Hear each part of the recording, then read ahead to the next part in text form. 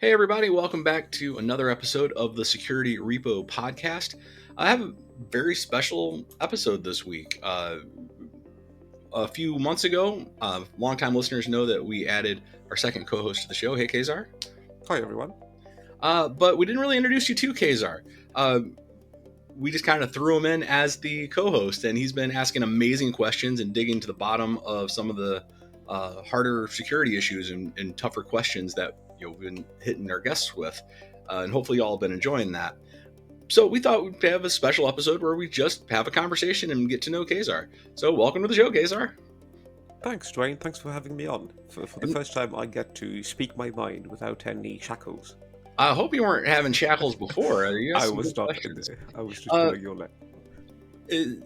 so normally I read people's bios and everybody says a little stiffly, but I'm trying to read it verbatim. I'm trying to get people accurate, but I'll let you speak for yourself. Give us the very quick high level. What's your bio?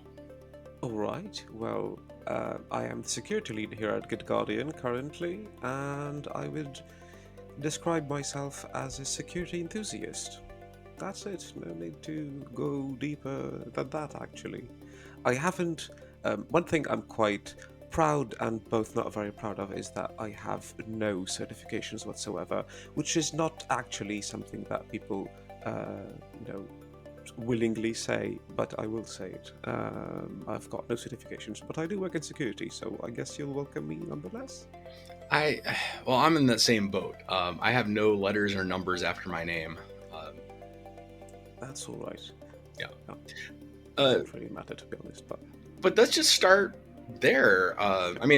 That's a deceptively complex title, security lead.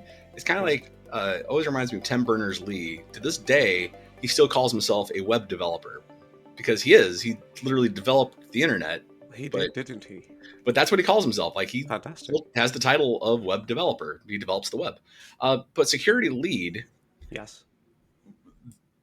what does that mean? Well, um, are you seated? Strap in. Yes. It means that I lead all the security efforts here at Good Guardian. So, what does that mean? Let's get into the details of that. Well, first off, I manage the security team, right? We are quite a small team at Good Guardian, but we have so many projects and so many services that we deliver to both internal and outside stakeholders. And part of my job, of course, is to make sure that all these stakeholders, all these customers, if you will, get the service that they need and that they want. So, as I said, managing the team, managing the budget, managing the projects, making sure that everything's running smoothly. Um, but also, it means that I get to chat mostly with all my co-workers at GitGuardian because something that I personally am very convinced, maybe persuaded by, is that half of security work is shaking people's hands, making sure that I can speak to Dwayne, that I can speak to Carol, that I can speak to Kevin. Just having these relationships within the company is a huge part of my job because whenever you have a problem or someone else has a problem, well, what will they do? Will they remember the security training? They won't. Let's not kid ourselves. They won't really think about the security training. They will default back to whatever instincts that they have and whatever trust they have in their coworkers, right? So if they trust you as the security professional, they will call you, and that's what you want, right? You want them to call you whenever they're developing a new system. You want them to call you whenever they're having issues, they're having an incident. Doesn't really matter what it is. If there's a problem, you need to be there, right? It's your damn job. I mean, it's mine, but um, how can you be there? I mean, you can't physically be everywhere, right? But it's really important that whenever you are really needed, people know who to call out for. So I guess I've been rambling on for the last few minutes, but fundamentally, what I wanted to say is that as a security lead, I manage the security team, I manage projects, and I chat to people, basically. How much of it would you say is reactive versus the proactive? Oh, That's a rough question. How much of it is reactive? Because I know like you're also in charge of things like SOC 2 audits and Right. the things that like have to be done to have any kind of security compliance, and that's True. part of the security leadership. Um, but I'm just curious, like how much of it is somebody on the team like me has a security issue bringing it up outside of just like got a phishing email, look at this new screenshot I got, Right. versus like all right, we got to sit down and do the paperwork. Right. I'm going to say one thing. The reactive part is quite small. We rarely end up in a situation where we have to react to either an incident or a big problem or whatever. But these are the most difficult and stressful parts of the job, right? You like in a nominal state, you want to react in an emergency as little as possible, right? You want to be in control of everything. You want to be able to see everything, understand everything, and you want to avoid having to react in a frenzy. Sometimes you actually do end up having to react in an emergency situation or whenever you have an incident. And as I said, these can be very stressful. So to avoid that stress, I mean, to minimize it, not avoid it, because sometimes you can't really avoid security incidents. Um, it's really, really important to have that infamous, or in my case, preferred incident response plan. It's really, really important that everything is very clear whenever you've got an incident, who has to do what, when, do you have to contact customers, do you have to contact the authorities, do you have to do this or that? Doesn't really matter, it depends on each organization, of course. But to answer your original question, reactive is quite small, but it's possibly what can make or break your success in a given company. But most of it is mostly proactive. So I'm curious, what brought you into that world? My background's in sales, and I stumbled backwards into developer advocacy, and then into the world of security, and that's kind of how I always describe it. Like I just kind of stumbled into it, and that's the thing we've discovered doing the show together, and a lot of conversations I have in the community is this notion of a traditional path. Hmm. Not there. I don't think there really is one. So I'm curious on like yours. Like did you start out with like I'm going to go to college for security, I'm going to do security as my job? Well, it's kind that's what really happened. I actually went to college, and the university I was in had quite a few major options within the computer science department, if you will. And honestly, when it was time for me to choose my specialty, the choice was really easy. I was offered the choice of either going into security or the other regular computer science specialties, and I just chose security. It was not really much of a choice in the sense that I didn't really think about it. It just sort of looked evident to me. It seemed like a trivial choice to make. But at the same time, I had no idea what I was getting myself into. Right? I just thought, oh well, that security looks fun. And as a 20-year-old, probably that wasn't the right decision-making strategy for me. Like usually people weigh the pros and cons, decide will that be a good career for me, and I guess I just dived right in, and did not really think much of it.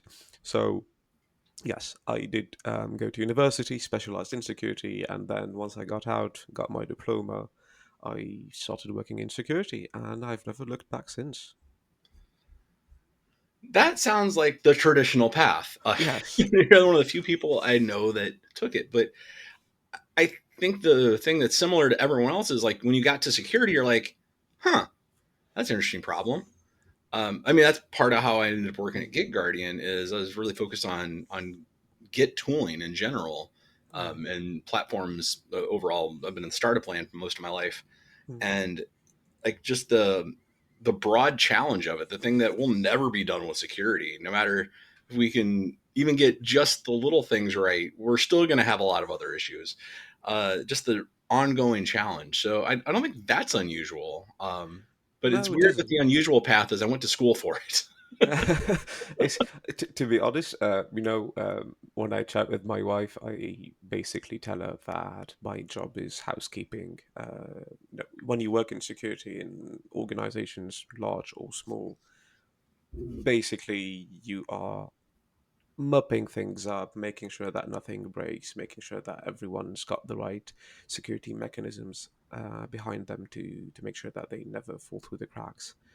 It's housekeeping, right? And that's what's kind of fun. That's what's kind of boring. That's what kind of exciting. That's what's kind of stressful as well, because you have to pick up the slack for other people in the company, which is again perfectly normal and perfectly acceptable. I'm not saying that people are not doing their job well. It's just that it's literally my job to make sure that everyone is doing well, every project's going securely, and that there aren't any major issues. It's literally housekeeping. Right on, man. Well, I think you're doing a great job, so keep it Thank up. you very much. Uh, so broader question, like one of the reasons I love having you as a co-host is that you ask these pretty deep, not technical questions, but security questions. Like, and they're Hmm. broad questions that sometimes I don't think really have great answers. They're just the reality of the space. Like we're getting Hmm. some stuff right, we're getting some stuff wrong in security overall as an industry. Hmm. So what do you think we're getting right? What do you think the security world's getting right? And then I'm going to ask you what you think we're getting wrong. But let's start with the good. Oh boy. Okay. Not an easy question, Dwayne. So thank you for that. Okay, so what are we as an industry getting right? Um, One thing that I think we're doing really, really, really well is workstation management, like employee workstation management. Um, Let me give you some more insight into that. So if you look at systems like Jamf or Kanji, the mobile device management solutions for Apple MacBooks, or Microsoft Intune, or any sort of MDM that you might think of, the things that these systems can do are mind blowing. Honestly, you can do um, so many things with these systems. You can update machines, right? You can make sure that all the machines are up to date with the last patch version, which is fantastic. You can make sure that they've got firewalls installed. You can make sure that they've got this sort of app installed. You can disallow some apps from being installed to make sure that your employees can't install possible malware or use software they're not supposed to use. The feature list is infinite. It's really fantastic. And I really believe that we have nailed down workstation management as an industry. Of course, not all companies have the cutting edge in workstation management, and that's perfectly all right. Because, as always, security is just a combination of defense techniques. It's the compilation of layers of defense layers. The cheese, right? The Swiss cheese paradigm, if you will. So that's one thing we're doing right, in my opinion. Another thing that is possibly not just insecurity, but more related to IT in general and how we manage computer systems today, is what I'd like to call the CSPM type products, right? The cloud security posture management type products.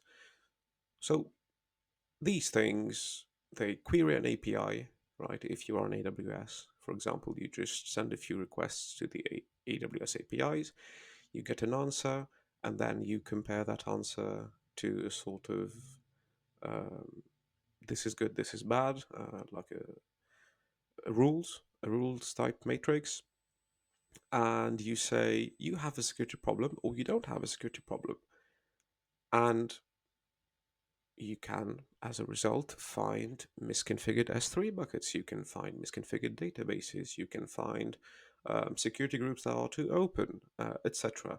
you can really find so many significant security problems with CSPMs, and that's honestly fantastic. Uh, you know, one of the first investments that I suggest any security team does is look into that, look into CSPM. That not just covers your AWS or GCP or Azure environment, if you can get it to work with your GitLab or GitHub, to work with any other important system that you have, just check the configuration through the API, compare it to a rule, some sort of rules database, and see what real problems you have. That's honestly one of the first things I do in a new organization. So I'm just curious on that one because you specifically call out CSPM. Right. What do you think of the rise of the ASPM? Is that just CSPM, the application security posture management? Is that just CSPM, like with a different label? Um. Okay. Are you ready for a hot take? Well, that's I we're on the show. I don't really understand ASPM, application security posture management. It's in physics, we still haven't found the unifying theory of everything. Um, I mean, why are we trying to do that in security? Um, in my opinion, it's really important to do security well. What I mean, that's the understatement of the century, right? Why security relies in the details. The devil's in the details. You can have the best ideas, right? But if the implementation falters at any point, well, it's not going to go well for you, is it? So, in my opinion, it's really best to have um, efficient solutions that work and that find all the problems, not all of them, but most of them, the really important ones, right?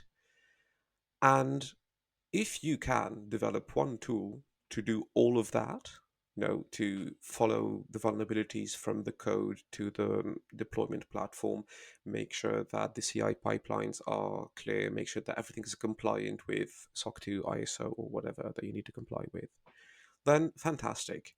But realistically speaking, and empirically, we have seen these products succeed really well in a specific task, and then try to branch out into these big platforms, which is ambitious and always, I guess, a good idea because you want to have the same user experience across the entire security stack. But none of them has succeeded so far, right? You can't say that Snyk has taken over the entire security industry. No, it hasn't. It's doing great. It's doing fantastic, but Mhm. it is not yet the tool for everything security related, right? Same goes for Wiz. Same goes for Palo Alto. Same goes for CyberArk, and all these fantastic companies that are quite um, you know enjoy looking at. So what I'm trying to say is that platforms are fantastic. They could be useful, but empirically, we haven't seen one platform really take over everything. So, should we keep pushing for platforms? Should we keep pushing for ASPM, something that does everything, all in the same single pane of glass? That's honestly, I'm not sure. I think you actually nailed it right there with that comparison because you very succinctly, very optimistically said that cloud security posture management compare your settings against a rule set via API.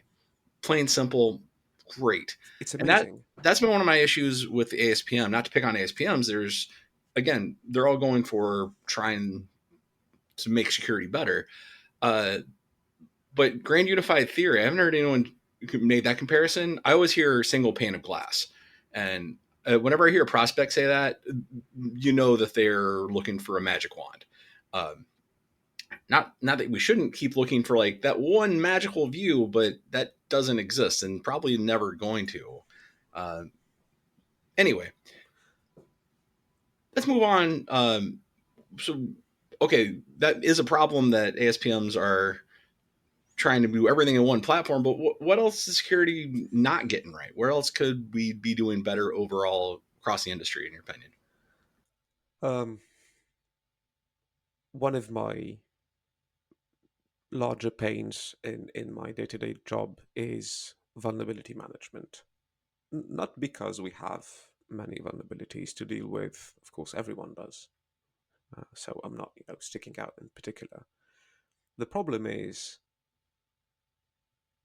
how do you figure out which vulnerabilities are important to deal with, which should stop the production, if that makes sense. So if you compare a SaaS organization, a software organization, to a production line, right? You have all these workers, all these engineers writing commits, and then they are putting all these commits on a sort of assembly line. That is the CI pipeline, the continuous integration and deployment pipeline. And then the CI and CD pipelines ship these commits into the finished product, and there you go. The customers and users are very happy.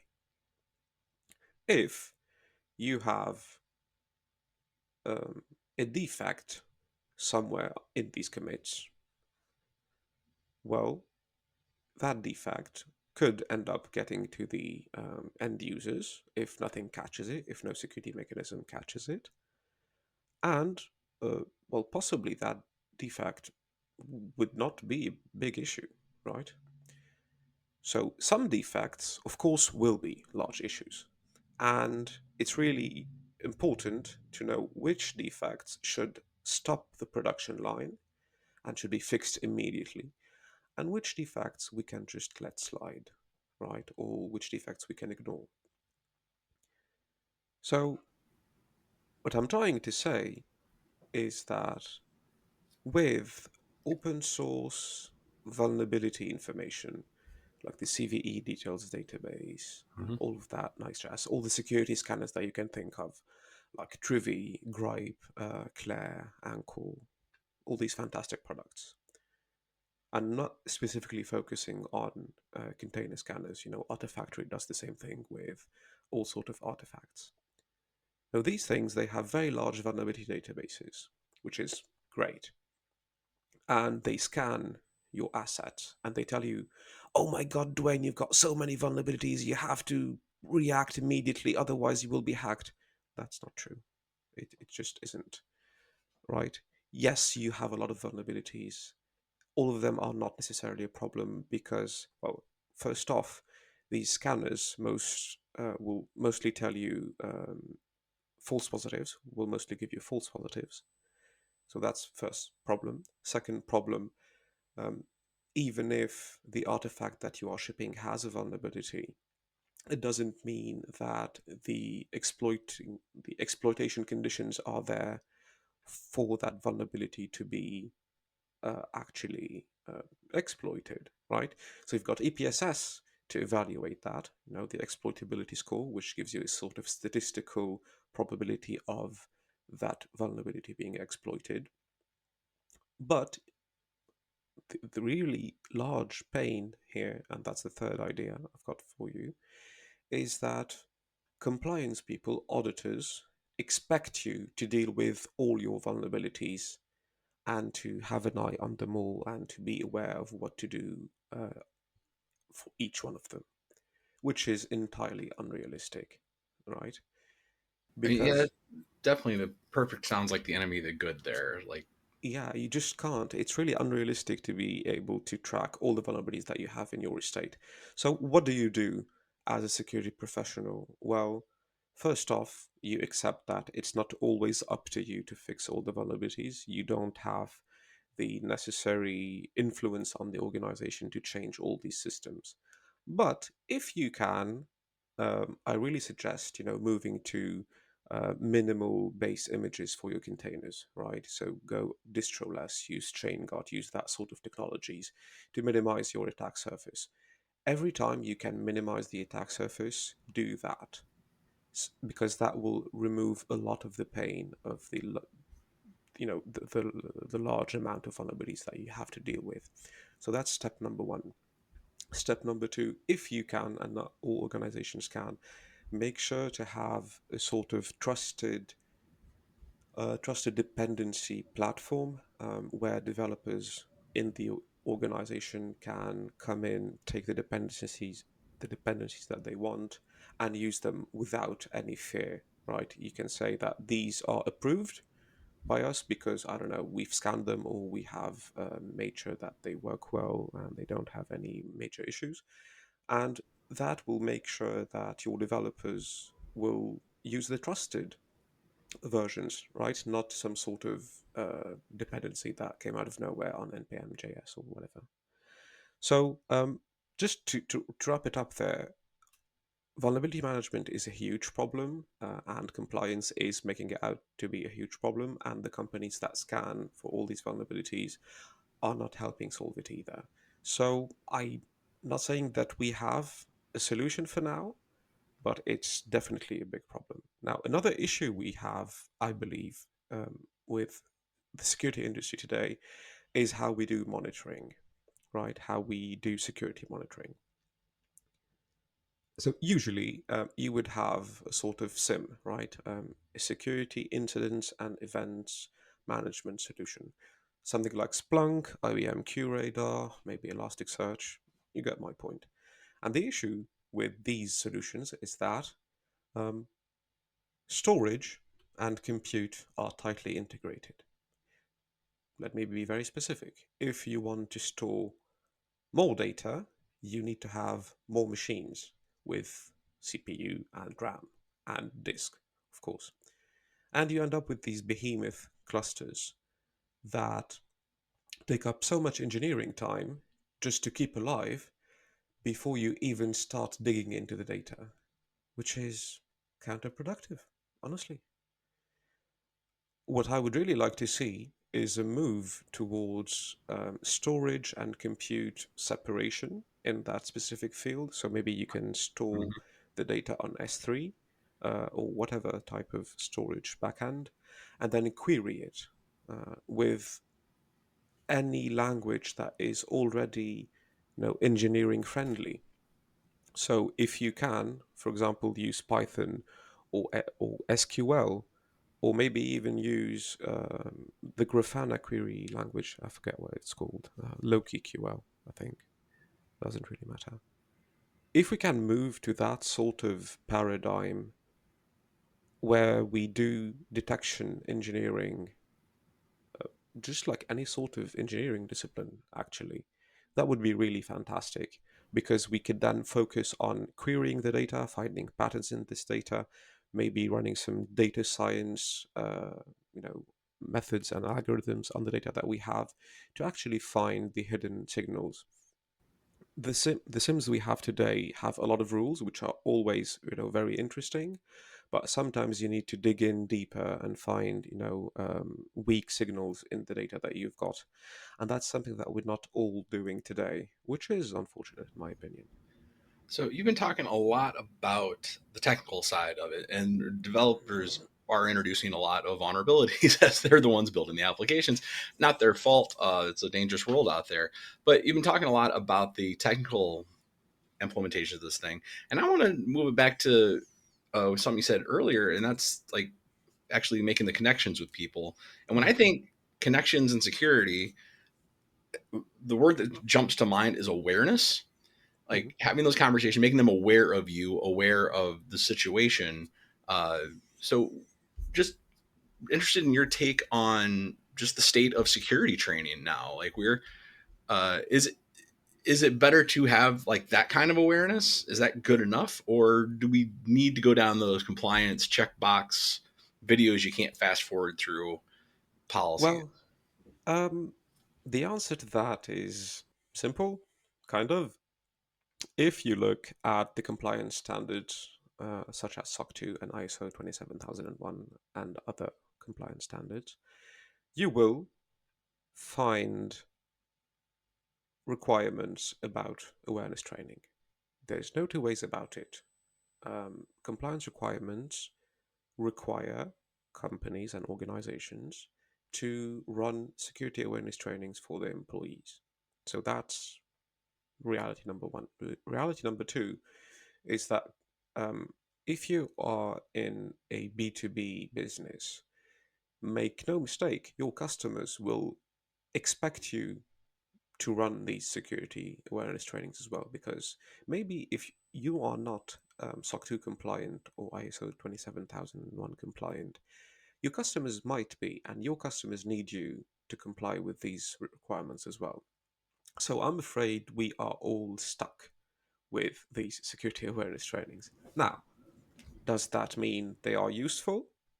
Um, they are useful if the trainer manages to make them useful. And what do I mean by that?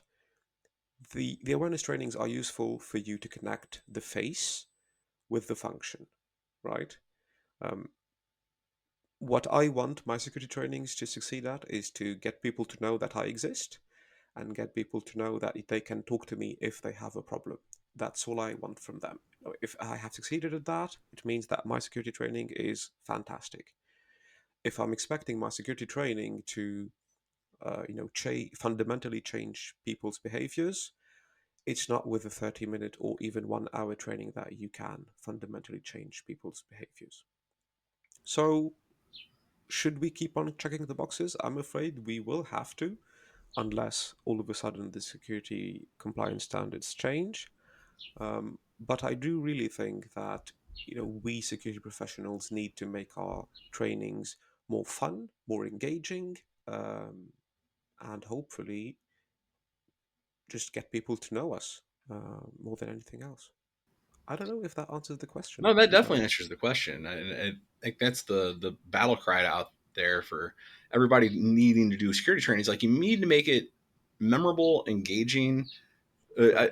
I shy away from the word fun because it's work and it is security, which can be a little scary. But yeah, your trainings I have taken memorable for sure. It's like password, like the little password quiz that you did with us. One of the Right. trainings was like really fun. It's like give yourself a grade on like how many times have you done these things with your passwords? How many? And it just made me think of like all the ways we can get passwords wrong. That's just a simple, basic thing that I think at this point I got a pretty good handle on in my career. But yeah, he still pointed out like, oh, okay, maybe rethink some of this stuff. So that's good. Yeah, we'll link it down in the description as well. Yes. Uh, Speaking of links in the description, there's a specific link that you have internally you popularize in Slack. Oh no hello or sorry no hello not oh no that'd be a different site nohello.net uh, Right. and I love this site. Could you just give us a very quick too long didn't read on it? Yes. Um, we all use Slack or Teams, some sort of instant messaging platform at work. And if you get a message that says, "Hi, Dwayne, how are you?" and then nothing afterwards, what's the point of that? What's the point of that message?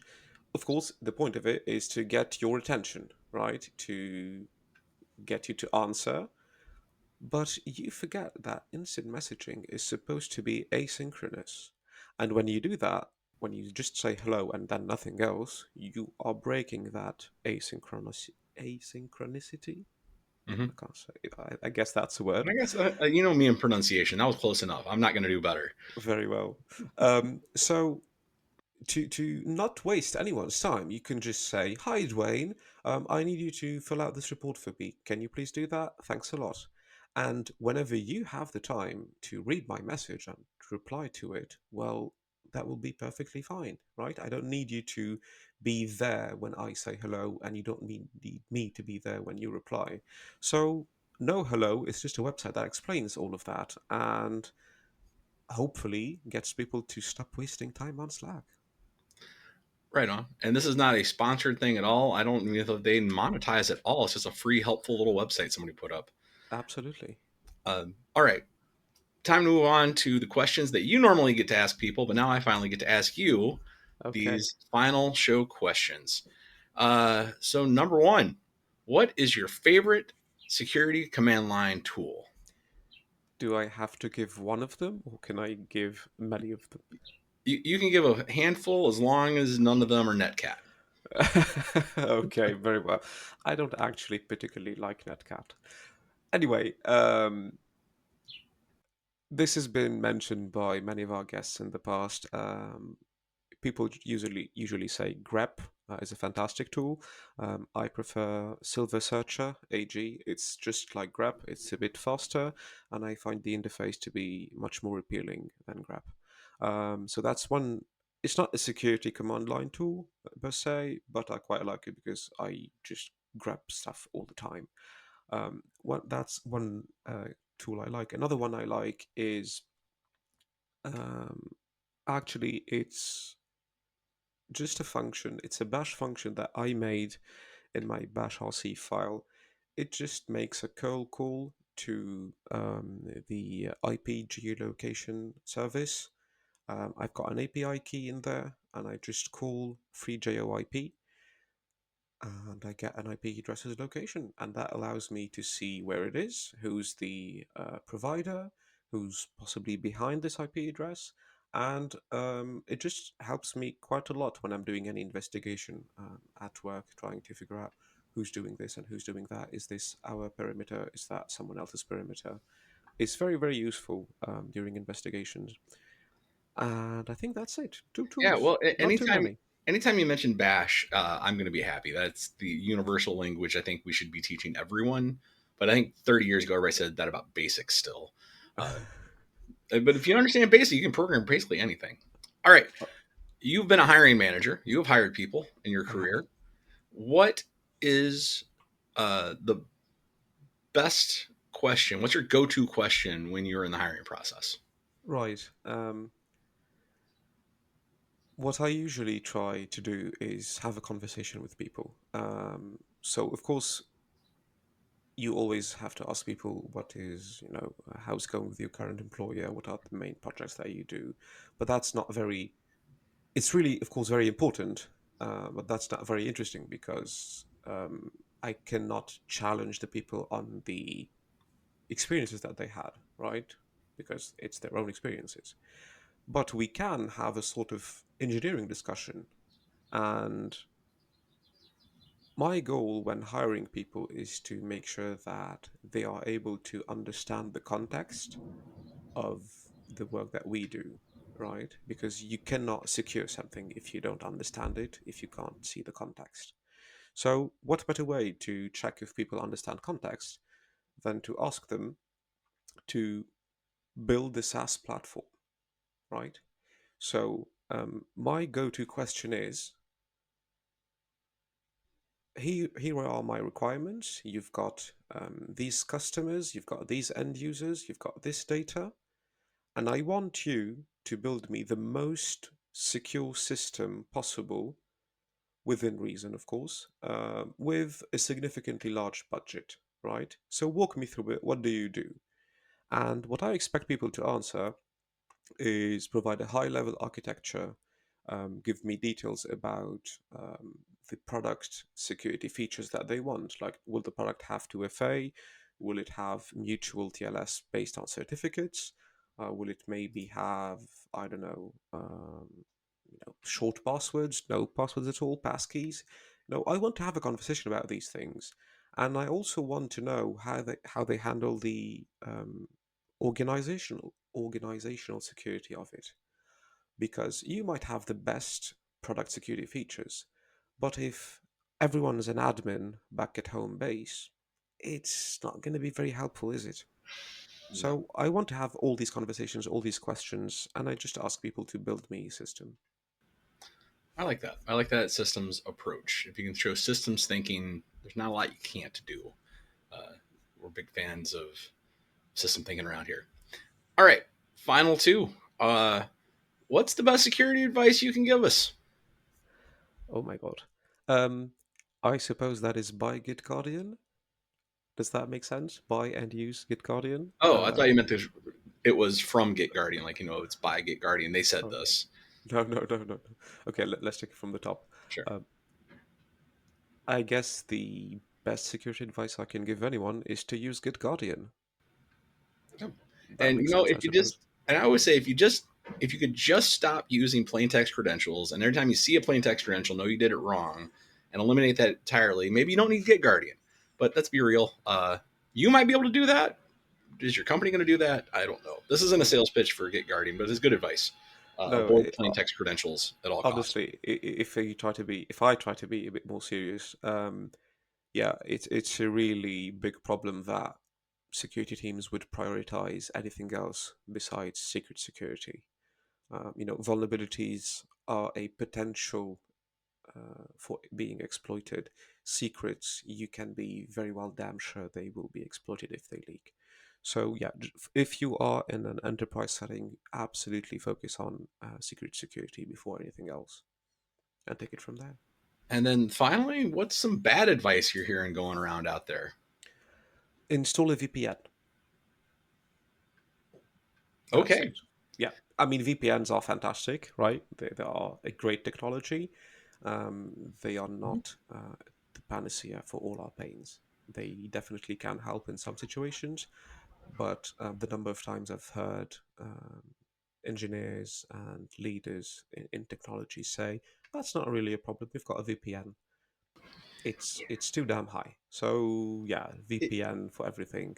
That's a good it bad idea. feels like it's still clinging on to a world where there's a safe perimeter, where there is a safe Yeah. zone. We've hardened the walls against this zone, and we're safe if we're inside. And that ain't the world we live in anymore.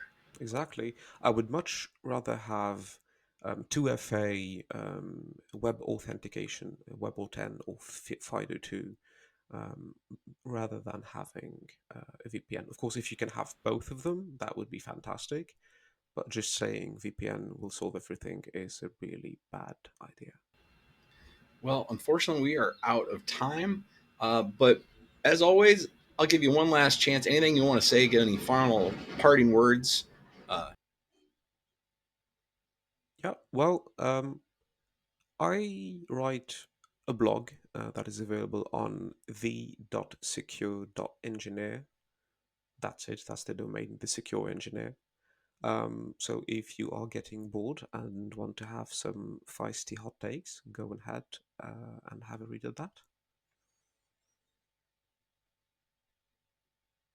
Awesome. Well, thanks again for being here. Thanks for being the co-host of this show, and look forward to some exciting adventures together on the road. But thanks everybody for tuning in. Make sure you like, subscribe, tell your friends, send this to anybody that does have their traditional security background. And see, someone else also has that background. Definitely. All right. Thank you, Bye everybody. bye.